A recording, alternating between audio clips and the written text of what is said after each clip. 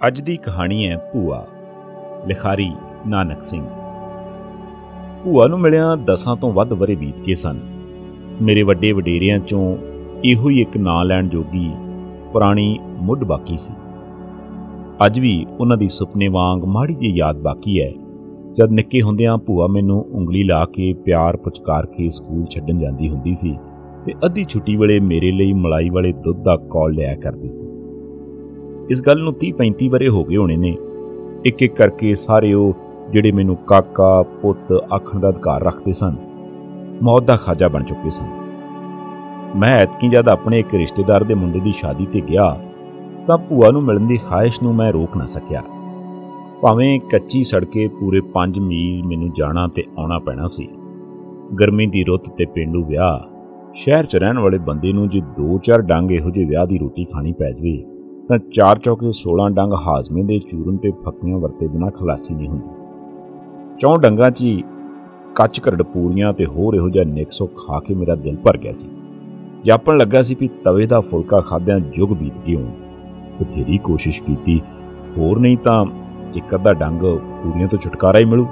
ਕਿਤੋਂ 2 ਫੁਲਕੇ ਦਾਲ ਮਿਲ ਸਕੇ ਤੇ ਬਹੁਤ ਵਧੀਆ ਹੋ ਜਾਏ। ਸ਼ੁਕਰ ਕਰਕੇ 2 ਰਾਤਾਂ ਕੱਟੀਆਂ ਤੇ ਤੀਜੇ ਦਿਨ ਮੈਂ ਜਾਨੀਆਂ ਪਾਸੋਂ ਮਸਾਂ ਖਹਿੜਾ ਛੁਡਾ ਕੇ ਭੂਆ ਦੇ ਪਿੰਡ ਨੂੰ ਤੁਰ ਪਿਆ। ਮੈਨੂੰ ਯਾਦ ਸੀ ਨਿੱਕੇ ਹੁੰਦਿਆਂ ਮੇਰੀ ਭੂਆ ਪਤਲੇ ਫੁਲਕੇ ਚੁੱਲ੍ਹੇ 'ਚ ਫੁਲਾ ਕੇ ਕਿੱਡੇ ਪਿਆਰ ਨਾਲ ਖਵਾਇਆ ਕਰਦੀ ਸੀ। ਸਵਾਰੀ ਦਾ ਕੋਈ ਪ੍ਰਬੰਧ ਨਾ ਹੋ ਸਕਿਆ। ਦੁਪਹਿਰ ਦਾ ਤੁਰਿਆ ਮੈਂ ਸਾਰੇ ਰਾਹ ਘੱਟਾ ਫੱਕਦਾ, ਕਦੇ ਪੈਲੀਆਂ ਵਿੱਚੋਂ ਦੀ, ਕਦੀ ਸੜਕ ਸੋਤੇ ਪਏ ਭੂਆ ਦੇ ਪਿੰਡ ਪੁੱਜਾ। ਜਾਂਦਿਆਂ ਹੀ ਬੜੀ ਗਰਮਜੋਸ਼ੀ ਨਾਲ ਮੈਂ ਭੂਆ ਨੂੰ ਪੈਰੀ ਪੈਣਾ ਕੀਤਾ। ਉਹਨੇ ਜਿਉਂ ਆਇਆ ਸਦਕੇ ਆਇਆ ਆਖਦਿਆਂ ਮੇਰੀ ਪਿੱਠ ਪੁਲਸੀ, ਪਰ ਮੈਨੂੰ ਉਹਦੇ 'ਚੋਂ ਭੂਆ ਦੇ ਪਿਆਰ ਦਾ ਨਿੱਘ ਨਾ ਲੱਭਾ। ਅਸਲ 'ਚ ਗੱਲ ਇਹ ਹੋਈ ਕਿ ਮੇਰੀ ਭੂਆ ਨੂੰ ਪਛਾਣ ਹੀ ਨਹੀਂ ਆਈ ਸੀ ਮੇਰੀ। ਉਹਨੂੰ ਅੰਦਰਾਤੇ ਦੀ ਕਸਰ ਸੀ। ਜਦ ਉਹਨੇ ਕਾਕਾ ਕਿੱਥੋਂ ਆਇਆ ਤੂੰ ਦੇ ਉੱਤਰ 'ਚ ਮੈਂ ਆਪਣਾ ਨਾਂ ਦੱਸਿਆ ਤੇ ਸਾਰੀ ਦੀ ਸਾਰੀ ਭੂਆ ਮੇਰੇ ਦੁਆਲੇ ਲਿਪਟ ਗਈ।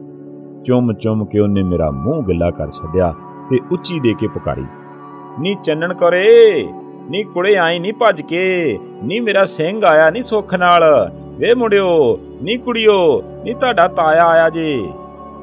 ਉਹਦੀ ਨੂੰਹ ਭੱਜੀ ਆਈ। ਭੂਆ ਦੇ ਪੋਤੇ ਪੋਤੀਆਂ ਨੇ ਆਉਂਦੇ ਮੇਰੇ ਦੁਆਲੇ ਘੇਰਾ ਘੱਟ ਲਿਆ। ਬਾਲਾਂ 'ਚੋਂ ਭਾਵੇਂ ਕਿਸੇ ਨੇ ਵੀ ਇਸ ਤੋਂ ਪਹਿਲਾਂ ਮੇਰੀ ਸ਼ਕਲ ਨਹੀਂ ਸੀ ਵੇਖੀ, ਪਰ ਦਾਦੀ ਦੀ ਗਵਾਹੀ ਤੁਹਾਡਾ ਤਾਇਆ ਉਹਨਾਂ ਲਈ ਕਾਫੀ ਸੀ। ਭੂਆ ਦੀ ਨੂੰਹ ਮੈਥੋਂ ਛੋਟੇ ਥਾਂ ਸੀ। ਘੁੰਡ ਚੁੱਕਣ ਤੇ ਬੋਲਣ ਚਾਲਣ ਦੀ ਦਲੇਰੀ ਉਹ ਨਾ ਕਰ ਸਕੀ।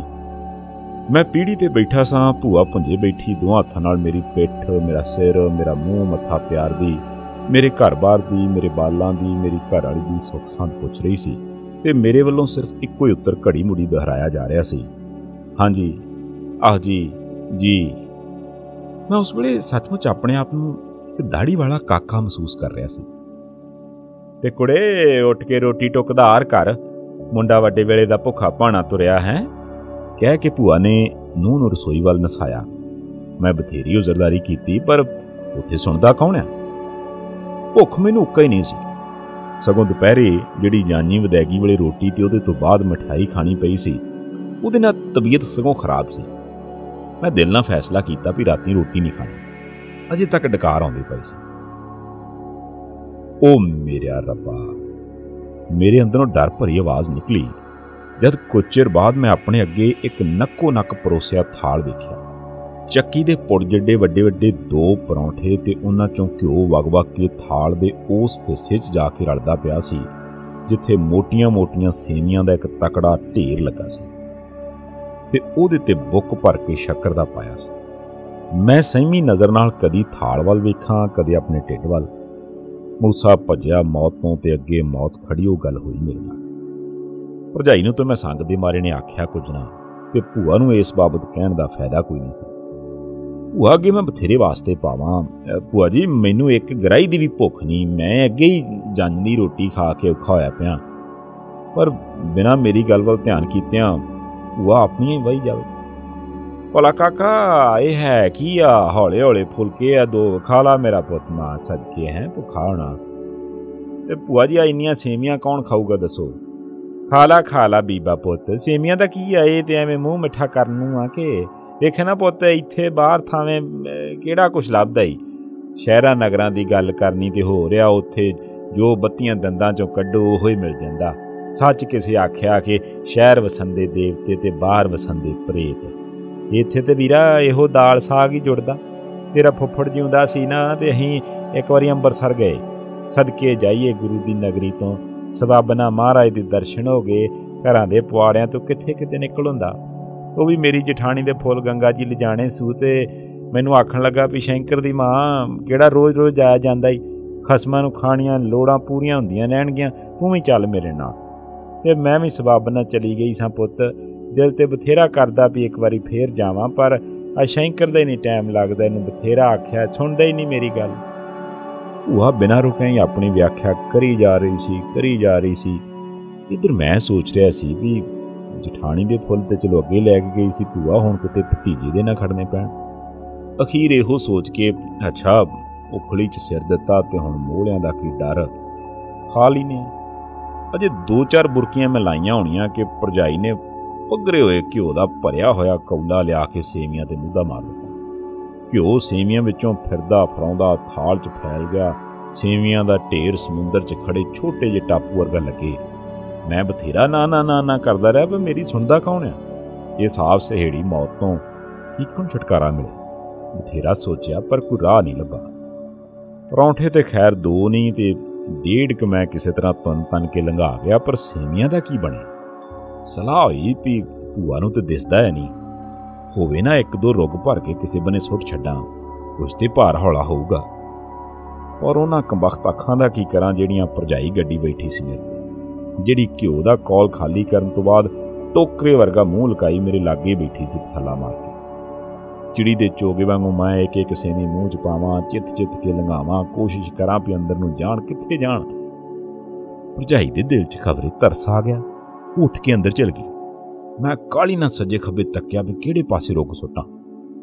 ਪਿਛਲੀ ਕੰਧ ਦੀ ਨੁੱਕਰੇ ਇੱਕ ਤੰਦੂਰ ਲੱਗਾ ਸੀ। ਮੈਂ ਸੋਚਿਆ ਆਹ ਠੀਕ ਆ, ਰਾਤ ਨੂੰ ਕਿਤੇ ਮੌਕਾ ਮਿਲਿਆ ਤੇ ਸਵਾਹ ਦੇ ਨਾਲ ਤਾਂ ਠਾਂ ਕਰਕੇ ਢੱਕ ਦਊਂਗਾ ਬਸ। ਤੇ ਮੈਂ ਦਿਲ ਪੀੜਾ ਜਿਹਾ ਕਰਕੇ ਜਿੰਨੀਆਂ ਕੁ ਸੇਵੀਆਂ ਮੇਰੀ ਲੱਪ 'ਚ ਆਈਆਂ ਸੀ ਮੈਂ ਰੁੱਗ ਭਰ ਲਿਆ। ਹੱਥ ਪਛਾਂ ਲੈ ਕੇ ਜਾਣ ਲਈ ਅਜੇ ਥਾਲੀ 'ਚੋਂ ਚੁੱਕਿਆ ਹੀ ਸੀ, ਭਾਬੀ ਫਿਰ ਸਿਰ ਤੇ ਆ ਕੇ ਖਲੋ ਗਈ। ਬਿਨਾਂ ਪੁੱਛਿਆ ਇੱਕ ਪਰੌਂਠਾ ਠਾ ਥਾਲੀ 'ਚ, ਸੇਵੀਆਂ ਮੁੜ ਥਾਲੀ ਦੇ ਹਵਾਲੇ ਕਰਕੇ ਮੈਂ ਪਛਤਾਵਾਂ ਵੀ ਖੈਰ ਆ ਹੁਣ ਕੀ ਬਣਿਆ। ਅੱਧਾ ਪਚੱਧਾ ਮੁਕਾ ਕੇ ਕਿਸੇ ਤਰ੍ਹਾਂ ਇੱਕ ਕਾਲ ਰੂਪੀ ਥਾਲ ਤੋਂ ਮੇਰੀ ਖਲਾਸੀ ਹੋਈ, ਪਰ ਹੁਣ ਇੱਥੋਂ ਉੱਠ ਕੇ ਮੰਜੇ ਤੱਕ ਜਾਣ ਦੀ ਹਿੰਮਤ ਨਹੀਂ ਸੀ। ਪੇਟ ਪੱਟ ਨਾਲਾ ਹੋਇਆ ਪਿਆ ਸੀ, ਸਾਹ ਮੈਨੂੰ ਆਵੇ ਨਾ। ਅਖੀਰ ਕਿਸੇ ਤਰ੍ਹਾਂ ਮੁਹਿੰਮ ਪੂਰੀ ਹੋਈ। ਮੈਂ ਵਿਹੜੇ 'ਚ ਵਿਛੇ ਮੰਜੇ ਬਿਸਤਰੇ 'ਤੇ ਜਾ ਕੇ ਪੈ ਗਿਆ। ਘੜੀ ਮੁੜੀ ਆਪਣੇ ਆਪ ਨੂੰ ਫਟਕਾਰਾਂ ਵੀ ਮੈਂ ਮਰਨਾ ਜ਼ਰੂਰ ਸੀ, ਤਾਂ ਐਡੀ ਦੂਰ ਆਉਣ ਨਾਲੋਂ ਤਾਂ ਚੰਗਾ ਸੀ ਕਿਤੇ ਹੋਰ ਚਲੇ ਜਾਂਦਾ। ਜਾਨ ਅਕਲ ਕਾਣ ਆਈ ਪਈ, ਸੱਜਿਓਂ ਖੱਬੇ ਤੇ ਖੱਬਿਓਂ ਸੱਜੇ ਉਛਲਵੱਟੇ ਲੈਂਦਾ, ਚੈਨ ਨਾ ਆਵੇ। ਅਫਰੇਮਾ ਵੱਧਦਾ ਜਾ ਰਿਹਾ ਸੀ। ਉੱਤੋਂ ਮੈਨੂੰ ਮੁੜ ਕੇ ਨੇ ਬੜਾ ਸਤਾਇਆ, ਇੰਨਾ ਵੱਟ ਪਈ ਵਿਛਾਈ ਵੀ ਭਿੱਜ ਗਈ। ਪੱਖੀ ਮੇਰੇ ਕੋਲ ਪਈ ਸੀ ਪਰ ਝੱਲਣ ਦੀ ਹਿੰਮਤ ਹੈ ਨਾ। ਅੱਧਾ ਪੌਣਾ ਘੰਟਾ ਮੱਛੀ ਵਾਂਗੂ ਤੜਫਿਆ ਹੋਣਾ, ਫਿਰ ਮੈਂ ਉੱਠ ਕੇ ਬਹਿ ਗਿਆ। ਸੋਚਣ ਲੱਗਾ ਜੇ ਕੋਈ ਮੁੰਡਾ ਕੁੜੀ ਜਾਗਦਾ ਹੋਵੇ ਤੇ ਉਹਨੂੰ ਆਖਾਂ ਵੀ ਥੋੜੀ ਜਵੈਣ ਹੀ ਦੇ ਦਿਓ। ਇਹਨੇ ਨੂੰ ਭਰਜਾਈ ਲੰਮਾ ਜਿਹਾ ਘੁੰਡ ਕੱਢੀ ਫੇਰ ਆ ਗਈ। ਮੇਰੀ ਮੌਤ 'ਚ ਜਿਹੜੀ ਰਤੀ ਭਰ ਵੀ ਮਾਸਾ ਕਸਰ ਸੀਗੀ ਉਹ ਪੂਰੀ ਕਰ। ਉਹਨੇ ਹੱਥ 'ਚ ਕੰਢਿਆਂ ਤੀਕ ਭਰਿਆ ਦੁੱਧ ਦਾ ਛੰਨਾ ਮੇਰੇ ਵੱਲ ਨੂੰ ਕਰ ਦਿੱਤਾ। ਭਰਜਾਈ ਦੀ ਥਾਂ ਜੇ ਕਦੇ ਉਹ ਮੇਰੀ ਵਹੁਟੀ ਹੁੰਦੀ ਨਾ ਤੇ ਮੈਂ ਸੜਦਾ ਛੰਨਾ ਉਹਦੇ ਮੂੰਹ ਤੇ ਮਾਰਨਾ ਸੀ। ਹੁਣ ਭਰਜਾਈ ਸੀ, ਉਹ ਵੀ ਭੂਆ ਦੀ ਨੂੰਹ ਸੀ, ਉੱਤੋਂ ਉਹਦੇ ਨਾਲ ਬੋਲ ਚਾਲ ਵੀ ਕੋਈ ਨਹੀਂ। ਇੱਕ ਵਾਰੀ ਮੈਂ ਇਨਕਾਰ ਕੀਤਾ, ਦੂਜੀ ਵਾਰੀ ਕੀਤਾ, ਤੀਜੀ ਵਾਰੀ ਕੀਤਾ, ਪਰ ਭਰਜਾਈ ਨੇ ਬੋਲਣਾ ਥੋੜਾ ਸੀ। ਹੱਥ 'ਚ ਕਟੋਰਾ ਲਈ ਜਿਉਂ ਦੀ ਤਿਉਂ ਖੜੀ ਰਹੀ। ਬੜੀ ਮੁਸੀਬਤ ਬਣ ਗਈ। ਜਦ ਕੋਈ ਪੇਸ਼ ਨਾ ਗਈ ਤੇ ਮੈਨੂੰ ਇੱਕ ਵਿਉਂਤ ਸੁੱਝੀ। ਮੈਂ ਕਟੋਰਾ ਲੈ ਕੇ ਪੈਂਦ ਵਾਲੇ ਪਾਸੋਂ ਖੇਸ ਚੁੱਕ ਕੇ ਉੱਥੇ ਟਿਕਾਉਂਦਿਆਂ ਕਿਹਾ, ਮੈਨੂੰ ਨਾ ਠੰਡਾ ਕਰਕੇ ਪੀਣ ਦੀ ਆਦਤ ਹੈ। ਉਹ ਸ਼ਾਇਦ ਆਪਣੇ ਜੇਠ ਨੂੰ ਇੰਨੀ ਖੇਚਲੀ ਨਹੀਂ ਸੀ ਦੇਣਾ ਚਾਹੁੰਦੀ, ਜਾਂ ਖਬਰੇ ਖਿਆਲ ਕਰਕੇ ਕਿ ਜੇਠ ਜੀ ਦੁੱਧ ਪੀਣ ਲਈ ਇੰਨੇ ਉਤਾਵਲੇ ਆ, ਭੱਜ ਕੇ ਗੜਵੀ ਚੁੱਕ ਲਿਆਈ ਤੇ ਫੈਂਟ ਕੇ ਠੰਡਾ ਕਰਨ ਲੱਗ ਪਈ। ਛੰਨਾ ਉਹਨੇ ਫੇਰ ਮੇਰੇ ਹੱਥ ਦਿੱਤਾ।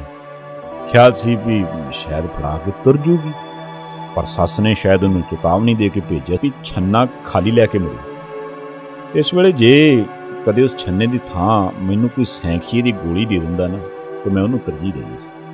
1 ਘੁੱਟ, 2 ਘੁੱਟ, 4 ਘੁੱਟ, ਪਰ ਕੀ ਕਰਾਂ, ਏਡਾ ਵੱਡਾ ਦੁੱਧ ਦਾ ਛੰਨਾ ਕਿੱਥੋਂ ਮੁੱਕੂਗਾ?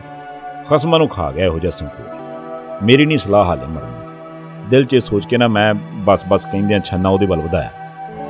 ਉਹ ਫੜਨ ਦੀ ਬਜਾਏ 2 ਕਦਮ ਪਿੱਛੇ ਹੋ ਗਈ, ਮਾਨੋ ਉਹਨੂੰ ਜਿੱਦਾਂ ਮੇਰੇ ਤੋਂ ਭਿੱਟ ਚੜ੍ਹਦੀ ਹੋਵੇ। ਢੀਠ ਪੁਣੇ ਦੇ ਤਾਣ ਮੈਂ ਹੱਥ ਪਿਛਾਂ ਖਿੱਚਿਆ। ਗੁੱਸੇ ਤੇ ਤਕਲੀਫ ਨਾਲ ਮੈਂ ਪਾਗਲ ਹੋ ਰਿਹਾ ਸੀ। ਅੱਛਾ ਜ਼ਰਾ ਠਹਿਰ ਕੇ ਪੀਊਂਗਾ ਮੈਂ, ਕਹਿ ਕੇ ਮੈਂ ਛੰਨੇ ਨੂੰ ਜਾਣਬੁੱਝ ਕੇ ਮੰਜੇ ਦੀ ਪੈਂਦ ਵਾਲੇ ਪਾਸੇ ਬਾਈ ਤੇ ਰੱਖਦਾ, ਪਰ ਬਾਈ ਛੋਟੀ ਸੀ ਤੇ ਛੰਨਾ ਵੱਡਾ, ਤੇ ਠਾ ਕਰਕੇ ਛੰਨਾ ਥੱਲੇ ਡਿੱਗ ਪਿਆ ਤੇ ਦੁੱਧ ਡੁੱਲ ਗਿਆ। ਓਹੋ ਕਹਿ ਕੇ ਛੰਨਾ ਮੈਂ ਪੁੰਜਿਓਂ ਚੁੱਕਿਆ। ਭਰਜਾਈ ਨੇ ਝਟਪਟ ਛੰਨਾ ਮੇਰੇ ਹੱਥੋਂ ਫੜ ਲਿਆ। ਕੀ ਹੋਇਆ ਕੁੜੇ? ਕਹਿੰਦੀ ਹੋਈ ਭੂਆ ਆਪਣੀ ਡੰਗੋਰੀ ਖੜਕਾਉਂਦੀ ਮੇਰੇ ਕੋਲ ਆ ਗਈ। ਕੁਝ ਨਹੀਂ, ਦੁੱਧ ਡੁੱਲ ਗਿਆ, ਨੂੰਹ ਨੇ ਸ਼ਰਮਿੰਦਗੀ ਭਰੀ ਆਵਾਜ਼ 'ਚ ਕਿਹਾ।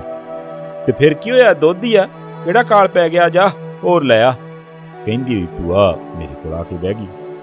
ਮੈਂ ਆਖਿਆ 2 ਘੜੀਆਂ ਬਹਿ ਕੇ ਦੁੱਖ ਸੁੱਖ ਦੀਆਂ ਗੱਲਾਂ ਕਰੂੰਗੀ। ਫਿਰ ਸੋਚਿਆ ਵੀ ਥੱਕਿਆ ਹੋਏਗਾ ਤੂੰ, ਕਾਹਨੂੰ ਔਖਿਆਂ ਕਰਨਾ, ਸੁਰਮਾਨ ਕਰ ਲਵੇ 2 ਘੜੀਆਂ ਹੈ। ਮੈਂ ਦਿਲ 'ਚ ਆਖਿਆ ਭੂਆ ਹੁਣ ਤੂੰ ਜ਼ਰੂਰ ਹਰਿਦੁਆਰ ਇਸ਼ਨਾਨ ਕਰਾਉਣਾ। ਇਹਨੇ ਨੂੰ ਭੂਆ ਦੀ ਨੂੰਹ ਨੇ ਆ ਕੇ ਉਹਦੇ ਕੰਨ 'ਚ ਕੁਝ ਕਿਹਾ ਤੇ ਭੂਆ ਫਿਰ ਗੁੱਸੇ 'ਚ ਭੜਕੀ। ਕੀ ਆਖਿਆ ਕੁੜੇ ਹੈ? ਜਾਗ ਹੀ ਲਾ ਛੱਡੀ ਸਾਰੇ ਨੂੰ ਹੀ। ਹਾਏ ਹਾਏ ਰੱਬਾ, ਨਹੀਂ ਸੜ ਜੇ ਤੂੰ ਹੈ। ਆ ਦੱਸ ਹੁਣ ਤੂੰ ਜ਼ਰੂਰ ਸਾਰੇ ਦੁੱਧ ਨੂੰ ਜਾਗ ਫੂਕਣੀ ਸੀ? ਮੁੰਡਾ ਵਿਚਾਰਾ ਝਾਟਾ ਮੇਰਾ ਪੀਊਗਾ? ਦੱਸ ਸਵੇਰ ਦਾ ਭੁੱਖਣ ਪਾਣਾ ਹੈ, ਸੰਧਿਆ ਵੇਲੇ 2 ਫੁਲਕੇ ਖਾਧੇ ਸੀ, ਉਤੋਂ ਸੋਤਾ ਪਿਆ। ਇਹਨੇ ਵਿਚਾਰੇ ਨੇ ਕਿਤੇ ਰੋਜ਼ ਆਉਣਾ ਸਾਡੇ ਘਰੇ। ਜਾ ਕੇ ਰਾਮੇ ਕੇ ਘਰੋਂ ਦੁੱਧ ਦਾ ਛੰਨਾ ਲੈ ਕੇ ਆ। ਉਹ ਨਾ ਨਾ ਨਾ ਭੂਆ ਜੀ, ਤੁਹਾਨੂੰ ਮੇਰੇ ਸਿਰ ਦੀ ਸਹੁੰ, ਤੁਸੀਂ ਦੁੱਧ ਲੈਣ ਨਾ ਭੇਜੋ। ਮੈਂ ਤਰਲਾ ਜਾ ਮਾਰਿਆ। ਇਹ ਵੀ ਕੋਈ ਰਾਹ ਪਿਆ? ਸਵੇਰ ਦਾ ਭੁੱਖਣ ਪਾਣਾ ਹੈ, ਮਾਂ ਸਦਕੇ ਸ਼ਰਮ ਵਾਲੀ ਕਿਹੜੀ ਗੱਲ ਹੈ ਇਹਦੇ 'ਚ ਹੈ? ਇਹ ਕੋਈ ਬਗਾਨਾ ਘਰ ਥੋੜਾ ਪੁੱਤ ਹੈ। ਮੈਂ ਤੇ ਸਹਿਕ ਕੇ ਲਿਆ ਪੁੱਤ ਤੈਨੂੰ ਹੈ, ਤੇ ਨਾ ਘਰਾਂ 'ਚੋਂ ਤੂੰ ਹੀ ਤੇ ਵੱਡਿਆਂ ਦੀ ਨਿਸ਼ਾਨੀ ਆ ਸਾਡੇ ਕੋਲ। ਪੁੱਤ ਕਿਹੜੇ ਜਫਰ ਨਹੀਂ ਜਾਲੇ ਅਸੀਂ ਤੇ ਤੈਨੂੰ ਲੈਣ। 3 ਭਰਾ ਸਨ, ਸੁੱਖ ਨਾਲ ਤੇਰੇ ਭਾਈਏ। ਪਹਿਲਾਂ ਮੰਤਾ ਮਨ ਕੇ ਵੱਡਾ ਵਿਆਹਿਆ, ਵਿਚਾਰਾ ਖਾਰਿਓਂ ਵੀ ਨਹੀਂ ਸੀ ਲੱਥਾ, ਵੀ ਰੰਡਾ ਹੋ ਕੇ ਬਹਿ ਗਿਆ। ਮੁੜ ਮਰਦਾ ਮਰ ਗਿਆ, ਬੂਹਾ ਨਹੀਂ ਖੁੱਲਿਆ ਉਹਦਾ। ਉਦੋਂ ਨਿੱਕਾ ਸੀ ਦੌਲਤ ਸਹੁੰ ਤੇਰਾ ਤਾਇਆ, ਸੁਰਗਾਂ 'ਚ ਵਾਸਾ ਵੇਸੂ, ਧਰਤੀ ਤੇ ਲੱਤ ਦਿੱਤਿਆਂ ਪਾਣੀ ਆਉਂਦਾ ਸੀ। ਕੜੀ ਵਰਗਾ ਜਵਾਨ ਤੇ ਡਾਢਾ ਸੁਨੱਖਾ, ਭੈੜੀ ਮੌਤ ਨੇ ਮਹਿਕ ਦਾ ਫੁੱਲ ਤੋੜ ਲਿਆ। ਤੇ ਭੂਆ ਦੇ ਅੱਥਰੂ ਵਗ ਕੇ ਉਹਦੀਆਂ ਗੱਲਾਂ ਦੇ ਟੋਇਆਂ ਨੂੰ ਭਰਨ ਲੱਗੇ। ਭਰਜਾਈ ਜਾ ਚੁੱਕੀ ਸੀ, ਭੂਆ ਦੀ ਜੀਵਨ ਗਾਥਾ ਉਸੇ ਤਰ੍ਹਾਂ ਜਾਰੀ ਸੀ। ਭਾਵੇਂ ਉਹਦੀ ਇਹ ਕਥਾ ਬੜੀ ਦਿਲਚਸਪ ਤੇ ਕਰੁਣਾ ਭਰਪੂਰ ਸੀ, ਪਰ ਮੇਰਾ ਧਿਆਨ ਆਪਣੀ ਮੌਤ ਵੱਲ ਜ਼ਿਆਦਾ ਸੀ। ਭੂਆ ਬੋਲਦੀ ਜਾ ਰਹੀ ਸੀ।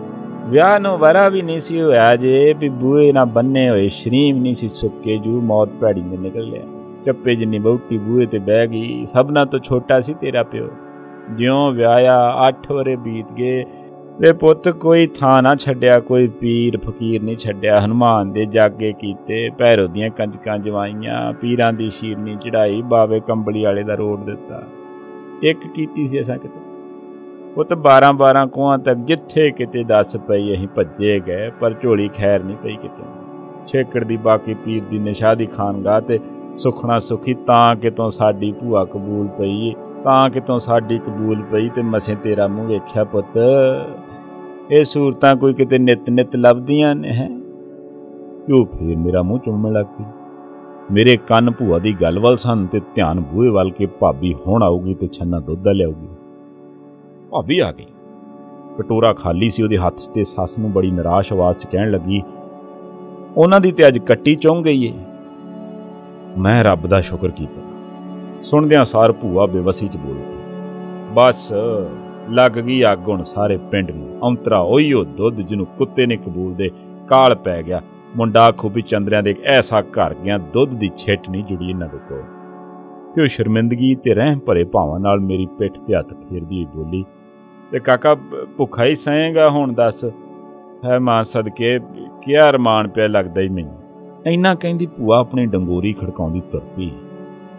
ਤੇ ਮੈਂ ਭੁੰਜੇ ਡੁੱਲੇ ਦੁੱਧ ਵੱਲ ਵੇਖਾਂ ਤੇ ਨਾਲੇ ਮਨ 'ਚ ਸੋਚਾਂ ਵੀ ਭਲਾ ਹੋਇਆ ਮੇਰਾ ਚਰਖਾ ਟੁੱਟਾ, ਜਿੰਦ ਅਜਾਬੋਂ ਛੁੱਟੀ।